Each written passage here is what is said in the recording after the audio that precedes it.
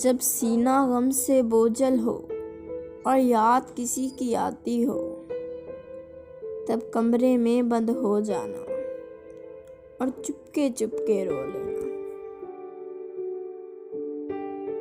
جب آنکھیں بھاری ہو جائیں اور یاد میں میری بھر آئیں، پھر خود کو دھوکہ مت دینا اور چپکے چپکے رو لینا۔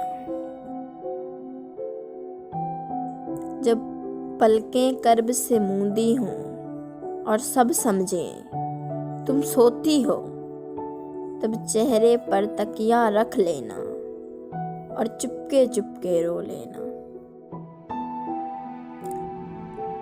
یہ دنیا ظالم دنیا ہے، یہ بات بہت پھیلائے گی، تم سب کے سامنے چپ رہنا اور چپکے چپکے رو لینا۔